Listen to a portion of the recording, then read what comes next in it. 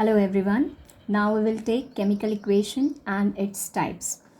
When we represent a chemical reaction, it is very important must know how to represent it in the simplest and the smartest way. So a chemical equation help us to represent a chemical reaction in its most simplest and the shortest form by either using the words or by using the symbols and formula. So on the basis of this, we have two kinds of chemical equations. The one which is represented in the form of words, as you can see here, magnesium plus oxygen gives us magnesium oxide, and another is by representing the formula or the symbols of these respective elements and compounds, like magnesium symbol Mg, oxygen symbol O2, and magnesium oxide formula is MgO. So this kind of representation is called as a formula equation or a word equation. So the simplest and the shortest form of representation of a chemical reaction by either using words or symbol or formula is called as an chemical equation. Every chemical equation has three components. Number one component is called as reactants.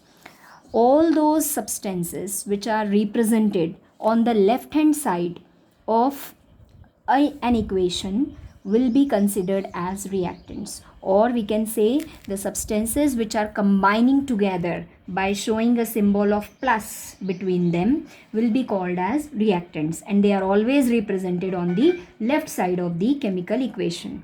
Another second component of the equation is products.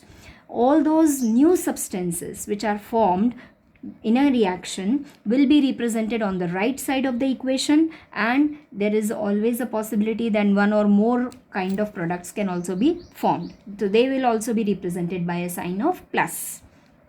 And the third component of the equation is an arrow, which is showing the direction of the chemical reaction, in which direction the chemical reaction is going to proceed, whether the reactants are going to combine and making a product, or the product is breaking down and making the reactants. So in both the ways the arrow can represent it.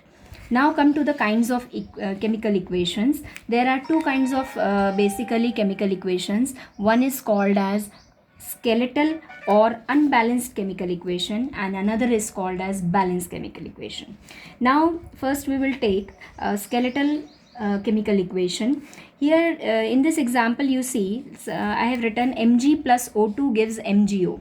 As you know very well that a symbol of an element represents one atom. So if we count the number of atoms on both the sides of the chemical equation, we will get some information. Like here, one atom of Mg is there on the left hand side, and right hand side also shows one atom of Mg. If we see oxygen has two atoms on the left hand side, but when we reach onto the right side, the number of atoms are 1. So in this case, the number of magnesium atoms on both sides of the equation are equal, but number of oxygen atoms on both sides of the equation are not equal. So whenever the number of atoms of various elements and compounds on the left hand side as well as on the right hand side of a chemical equation are never equalized, then such a kind of reaction is called as unbalanced or skeletal equation. In another sense, in terms of law of conservation of mass also we can say the same thing. Whenever the total mass of the reactants, which is represented by number of atoms on the left hand side, is not equal to the total mass of the products, which is again represented by the total number of atoms on the right side, then it is called as skeletal or unbalanced chemical equation. But when we see a balanced chemical equation, the number of atoms on the left hand side as well as on the right hand side, that is on the reactant side as well as the product side, when they are equal, then we call it as balanced chemical equation. As you can see here, zinc atom is 1, here also 1, hydrogen is 2 atoms, here also 2 atoms, sulfur 1 atom, oxygen 4 atom, and oxygen 4 atom. So such a kind of reaction is called as balanced chemical. Now last part, it is always necessary to convert a balanced or a unbalanced or skeletal equation into a balanced equation, just for the justification of law of conservation of mass. Because you know very well, law of conservation of mass says that total mass can never be the total mass of the reactants, and the products during a chemical reaction always remains constant or fixed.